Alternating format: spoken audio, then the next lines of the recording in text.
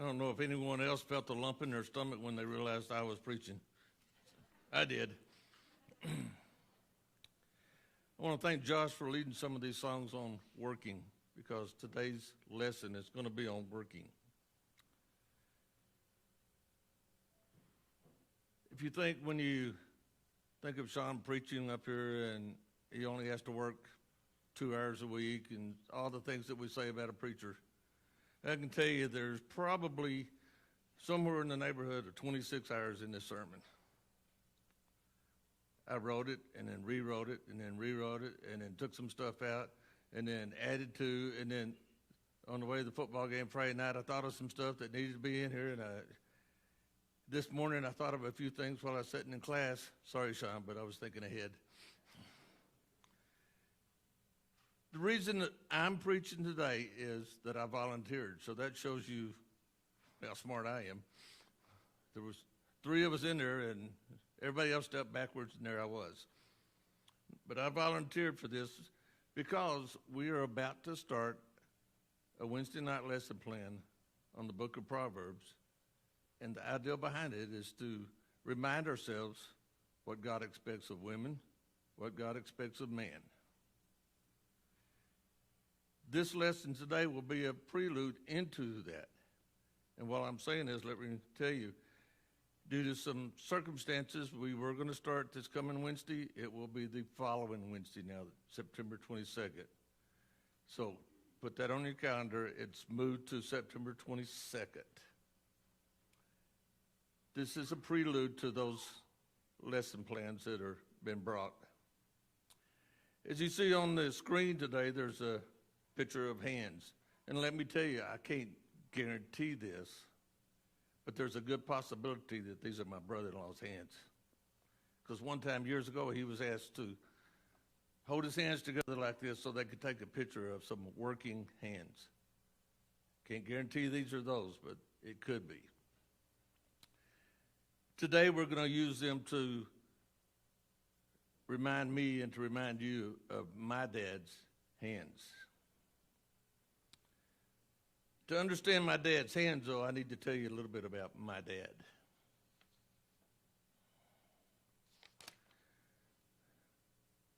Before we start that, though, let me read this one verse. If you will, turn to 2 Corinthians 4, 8 through 11. 2 Corinthians 4, 8 through 11. It says, "We are hard pressed on every side, yet not crushed. We are perplexed, but not in despair. Persecuted, but not forsaken. Struck down, but not destroyed. Always carrying about in the body the dying of the Lord Jesus, that the life of Jesus also may be manifest in our body. For we who live are always delivered to death for Jesus' sake, that the life of Jesus also may be manifested in our mortal soul." Let me tell you, at this time, I was apprehensive about bringing this lesson this morning. I was apprehensive because I was afraid I might fail as I brought this lesson to you. But as football coach Bum Phillips once said, we fail all the time, but we're not a failure until we start blaming someone else. We're not a failure until we start blaming someone else. Now back to my dad.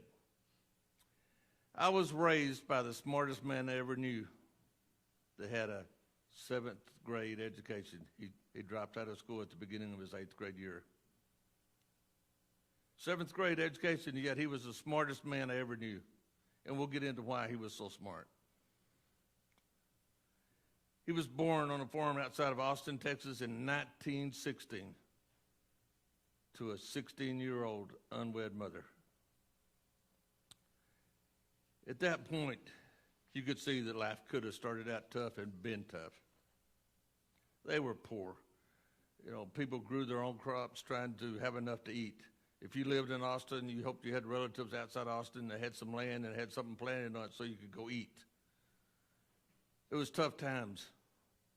You have to realize he was 14 years old when the Depression hit. No one had any money. you repaired what little stuff that you had and you used it again. If your tin cup got a hole in it, you found a way to fix it. There were tough times. People used their hands to work so that they could eat. My dad always told me the show The Waltons was exactly how he was brought up, and he would have been John Boy. He loved watching that show because it brought back memories of him and how he was raised and how his grandparents lived with him and so forth. He dropped out of school for a very specific reason. Knowing my dad, he was probably tired of school, but that wasn't the reason he dropped out. He dropped out because it became his responsibility to help feed his younger brothers and sisters. Remember, these were tough times. You didn't have a job with Gulf Oil Company or Chevron or a big company with big benefits. You worked on a farm, you repaired farm equipment, you repaired somebody's house. These were the things that made enough money to put things on the table. No one at that time had any abundance. So my dad quit and took the responsibility to help his family. You also have to remember that this was a time when a handshake was a contract. When my dad shook someone's hand and said, "I'll see you tomorrow," he was there tomorrow. If it rained and flooded, he swam over. If there was ice on the road, he left way early in case he slid off the road, he could walk the rest of the way. But he had shook someone's hand, he said, "I will be there tomorrow." He was there. Hands seem to mean a lot. If you think back to who is sitting on the right hand of God.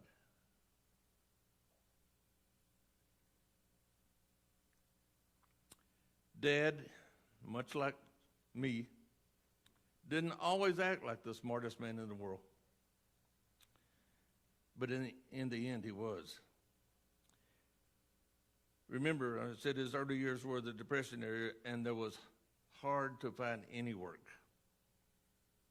One of the activities that people took up during this time, your grandparents, my dad, they took up playing music. And a lot of times families would sit on porches and play music just to pass the Saturday evening away or the Sunday afternoon away. So each generation passed on the ability to play these instruments to their kids and their grandkids. My father could play the guitar, he could play the violin, he could play the piano. Never had a lesson in his life, but he could hear a song, he could play it by ear. He took that skill and the ability to make money with it and went down a path that wasn't always considered the right path, but it was the only path he could see at the time. He started playing what we in the town would call honky-tonks, just to make some money. He needed the money to help feed his younger brothers and sisters. And as I've told you, my dad was born to an unwed mother. My grandfather, my true grandfather, died with cancer soon after he was born. They never married. Years later, though, my grandmother met what I considered my grandfather and who I get the King name from. Times were tough. He was the older brother, and you could have talked to any of my aunts and uncles, and they would have talked very highly of my dad because they looked up to him. My cousins always come over and say, "All I can tell you about your dad is my mom loved him." He was a special man. He took responsibility to heart. From the time he was young, he was taking care of his mother. From the time his mother got married and started having other kids, he was responsible for taking care of them. Now remember, my dad was something like me, and he didn't always take care of his brothers and sisters right, but you had to know my grandmother. The story goes, when my father was 12, and so that would have made the brothers and sisters 8, 6, 4, and 2. He took them for a ride in the car. Why? Yeah, he just thought it was the thing to do. 12-year-old, remember the steering wheels? You know, they were huge on those old cars. Here he is. He gets back. My grandmother says, "What were you thinking?" He said, "I was thinking my brothers and sisters needed a ride." That was my dad. He got them there safely. He got them back safely.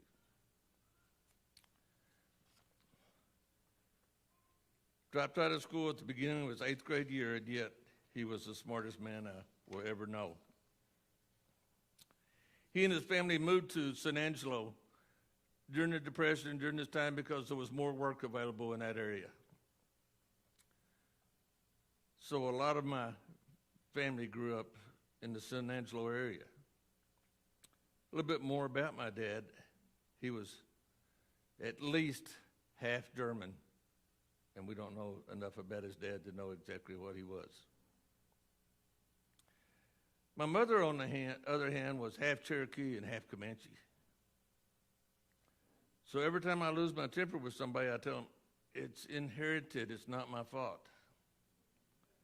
I've got German blood, I've got Comanche blood, and I've got Cherokee blood. But it is my fault. My dad used his hands from the time he was born to the day he died. My dad could build anything. If he saw it once, he could build it. My dad could draw anything, much like Christopher. You give Christopher a picture, and then 15 minutes later, he's got a picture that matches it. It's an inherited trait. It passed me because I always drew the houses for the art class at school, and my house was always leaning, and I always drew the carport out to the side of it and one tree. Mom and Dad could tell my picture as soon as they walked into the classroom for parents' night. Oh, there's the house that's leaning with the carport. But my dad, he could draw anything. Smartest man I ever knew. When my dad was 54 years old, he took his GED. Here's what came back with this diploma. Sir, you have the education of a graduate engineer. And you got it with a 7th grade education. He was smart enough to have been a graduate engineer, and yet he had a 7th grade engineer. Dad took my mother's hands and asked her to marry him. Dad was 24, my mother was 17. My grandfather made one provision. You wait till she's 20 before you have kids. And they honored that request.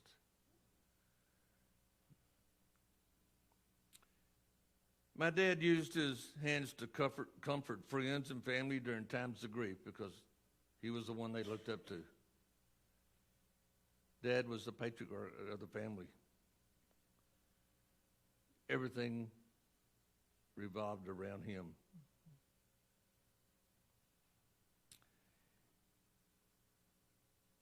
None of these things that Dad did with his hand made him the smartest person ever.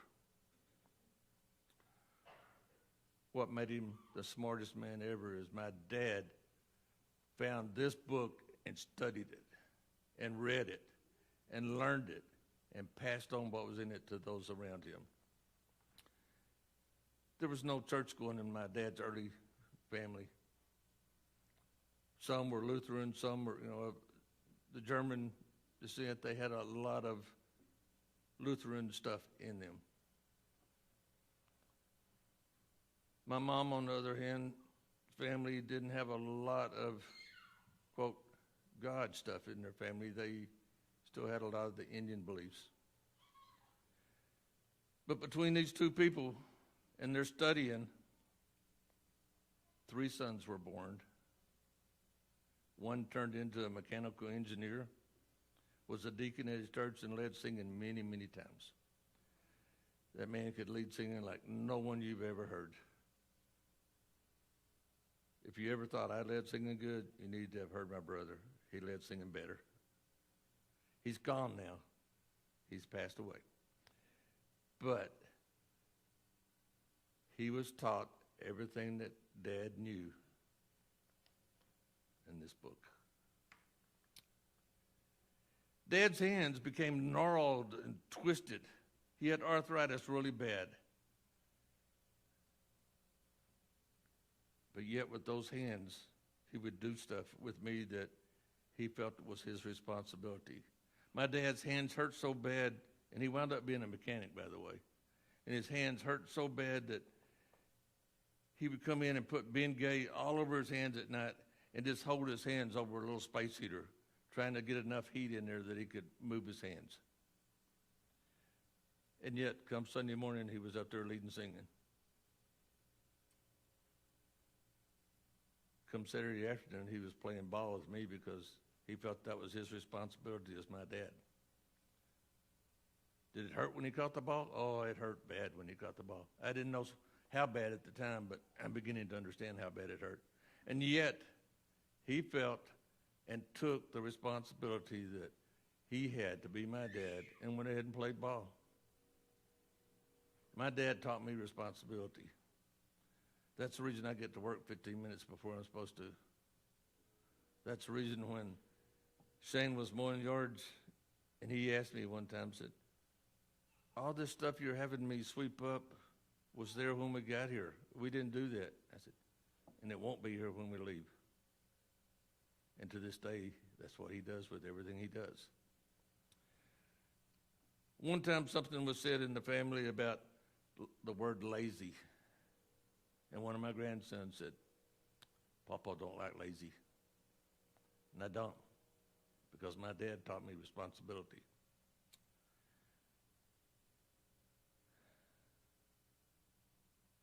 Again, the oldest son was a mechanical engineer, a deacon, and a songwriter. The middle son became a welder, owned his own business, and made a very, very good living.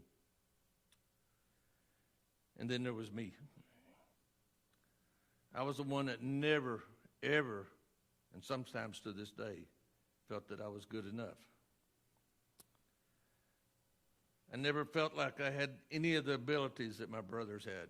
My oldest brother could get one 2x4, basically build a house. He couldn't, but it seemed that way to me. My other brother could get a piece of metal and have a piece of art built that was so fine and so pretty. Not me. Remember, I'm the one that draws a house that leans to the right. Many of my projects lean to the right. So one time I asked my mother, I said, Robert can do this, Morris can do this. What can I do? And this is my mother's words. Said, you have my eyes, you have your dad's work ethic, but you have something that no one else in the family has. And I said, what? I don't recognize it. I don't know what it is. And she said, you have the ability to talk to people and they'll listen. And I thought, no. And yet, throughout the course of my work career, throughout the other times that I've had to preach, it's been my voice that people have listened to. It's not a perfect voice by any means. But somehow it's a soothing voice to many. When Tanya and I were talking on the phone, she said, just talk. I just need to hear you. Michelle has told me those same words before. She'd be down on the floor with her disease and in constant pain. She said, I don't care what you say, just talk. We all have different talents. We all have different things that we can do. We all have different things that we should do.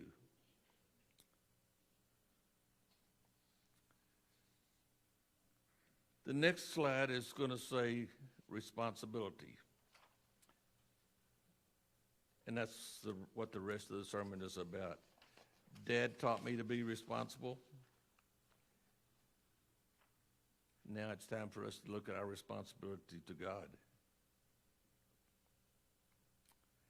Today's world is all about, that's not my job. I had an employee tell me in my career, I know what I'm doing is wrong, but I'm not going to stop doing it until they tell me to stop.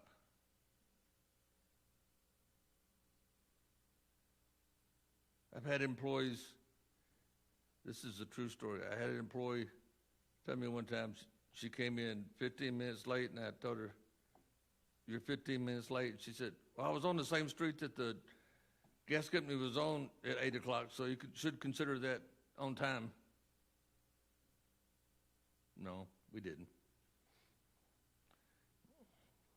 We've all said it once or twice in our life, if not 100 times. That's not my job. The commissioners may meet and say it's our judge's fault. The judge may say it's a commissioner's fault. They don't do this. I'm just saying it could happen. City council says it's because we have the mayor we have that this doesn't happen. Now let's get down to some more personal stuff. How many of you have ever said that I could have been a lot better if I'd had a better boss? It's all his fault or her fault. How many of you have ever said it's all the coach's fault? It's all that teacher's fault that I didn't learn math?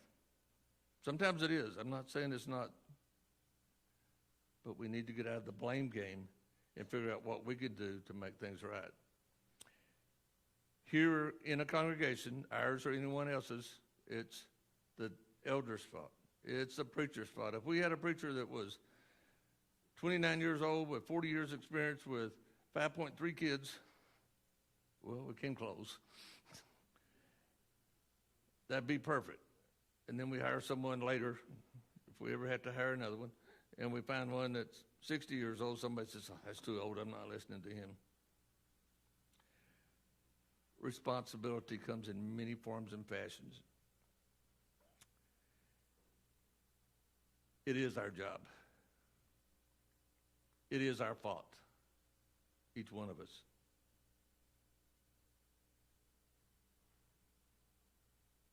Circumstances happen in life that we want to put the blame on.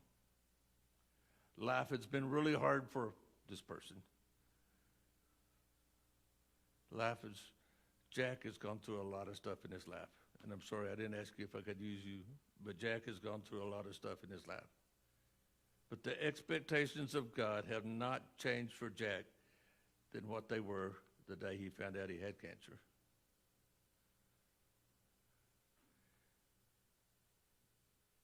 You know, I woke up and my wife was gone.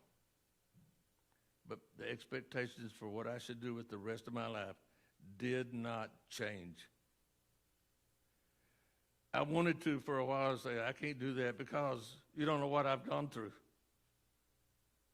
Expectations from God did not change when Pam died for me. Life is going to be hard. Things that we see in our Christian life makes it hard. Expectations from God don't change. We get to this story of Moses in Genesis, and God expected him to do something and gave him the plans. This is what you do. And Moses said, I'm not good enough. Can you find somebody else? My brother is a lot better speaker than me. Use him. God's expectations didn't change.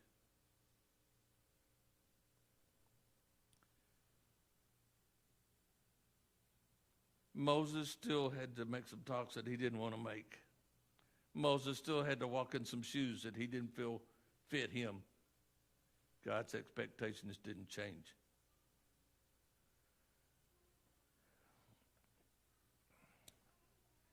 Look at Noah for a minute. Noah was given an awesome job of building an ark to save mankind. Think of this in today's world. If it had never rained here, which we almost felt like it doesn't sometimes, but it never rained, so we didn't know what rain was. And this guy started building a big boat to float in water because it was going to flood. Think what the headlines would have been in the paper, in the Monahan's paper. Man builds boat for something called rain. Please call the doctor if you can and get him some help. Think how bad his kids were made fun of. Your dad's building a what? To do what? God's expectations didn't change. I told you how to build it. told you the measurements, told you the wood. It did not change, even though it was hard. This was a long project. It wasn't something you could do on weekends and be through in 3 weeks. 100 years. God's expectations didn't change because it was a hard job. Many, many cases in the Bible, God has given someone something to do. And yet, they didn't think they could do it. So God didn't say, okay, I know that you love alcohol, for example. It's okay for you because you can. God's expectations don't change. Well, my knee is bothering me, so I can't preach. God's expectations didn't change that I needed to be here today to do this. And we're going to have a class that helps us understand the expectations that are given to each one of us. The elders are going to teach part of it. The elders' wives are going to teach the ladies part of it. Greg has told me that he would help with some of the teaching. It's an important thing so that we can learn responsibility again. Because responsibility in this world, well, let's think of it for a minute. If you believe this, it's the Republicans' fault. If you believe this, it's the Democrats' fault. It's always someone else's fault. It's always someone else's fault. A football game, the referees always make the wrong calls against Montans. They always have. I see every wrong call they make. They're doing the best they can. They may miss some calls, but they're doing the best they can. It's always someone else's fault. Now I want you to think about Judgment Day.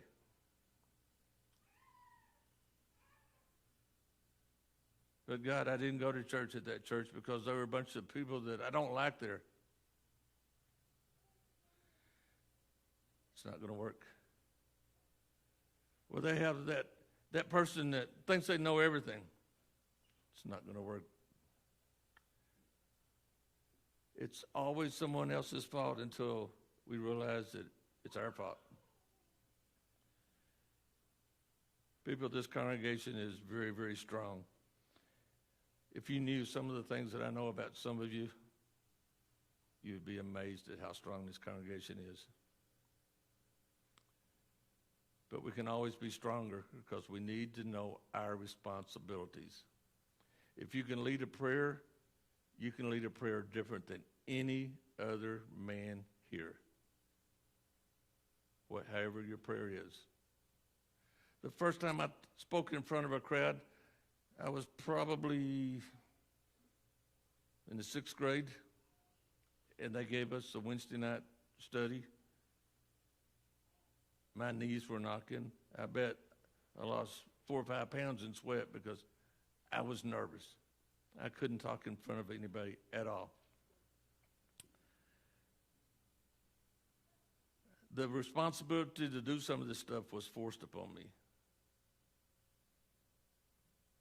Let me tell you a quick story right quick about responsibility being forced on me. My grandfather, or step-grandfather, lived to be 71. We lived in McCamey. We lived on one side of town. My grandparents lived on the other side of town. We ate with them every Sunday. It was just one of the deals that always happened in the old days. One night when I was 16 years old, phone rang at 3 o'clock in the morning. I just figured it was one of Dad's customers calling him out to go work on a rig to get it going so they could get some more oil out of the ground. My dad came running in there and said, I need the keys to your car. There's something wrong with Granddad, and the pickup's got a flat. I thought, okay. Mom left 15 minutes later because she had to get dressed and stuff, so she took the car. So I'm there with the pickup with a flat in it. My dad was a mechanic. The garage was right there next to the house. So at that time of night, I go open up the garage, put 2 or 3 hoses together to reach where we'd park the pickup, air up the tire on the pickup, and I go to my grandparents' house to see what I need to do. I'm 16. I don't know what I need to do. Hadn't been around death much at that point.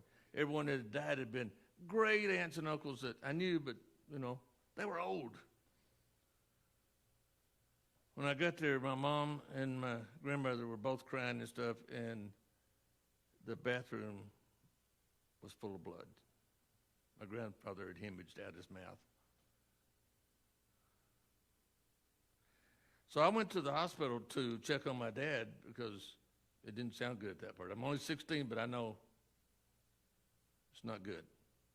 When I get there, they have my dad in the emergency room, and at that time, in the situation and us being known, they let me go into the emergency room with my dad, and he's sitting there holding the hand of his dead stepdad. And I stand there with him, consoling him, because at that moment I became the consoler. That moment my dad needed me to be the man that he had taught me to be. We left there and went back, and Mom and my grandmother, Granny as we called her, were in the bathroom trying to clean it up. 16 years old, I knew that shouldn't be their job. 16 years old, I ran them out of the bathroom, closed the door, and I cleaned up my grandfather's blood. That was a responsibility that I had to take because it was put in front of me. Responsibility is not easy. Responsibility is a requirement in life. We have work that needs to be done here in Monahans, just as there's work that needs to be done in every congregation in the world. We ask that you look at yourself and decide, is there something else I can do? Can I meet the responsibility that has been put before me? My dad took the responsibility to study this so that he could be saved and so that his family could be saved. My dad was the smartest man I ever knew. Did he do a few things wrong in life? Yes, he did. But he was the smartest man I ever knew because he took God's word, studied it, tried to convince his family. Many of his family are Christians today because of some things that he did. Now, fast forward this, and then we'll be through today. But fast forward this. You can go to the next slide again, which is going to show the hands.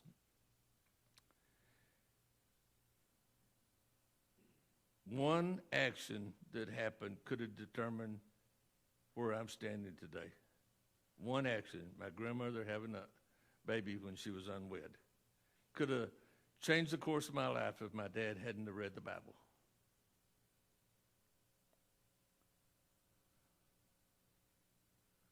If my dad hadn't have studied the Bible to show himself approved unto God, I might not be an elder here at the congregation today. If my dad hadn't took the responsibility to teach his 3 sons to teach their families so that their families could teach their families, so that their families could teach their families.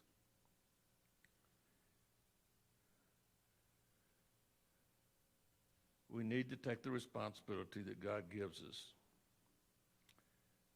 These classes on Wednesday night are geared towards helping us understand those responsibilities. If there's any way that you can think of these hands and think of the work that went through them and think of the love that gave to them, think of your Father's hands. Think of our Father in heaven. We need to take the responsibility that he's given us. I love this congregation. God loves this congregation.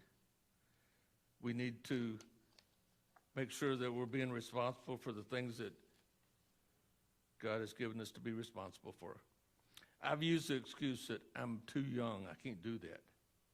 I've used the excuse that I'm too busy, I don't have time to do that. I've used this excuse that I'm too old to do that. None of those excuses work. And let me end with this on a personal note. and I've asked permission to use these.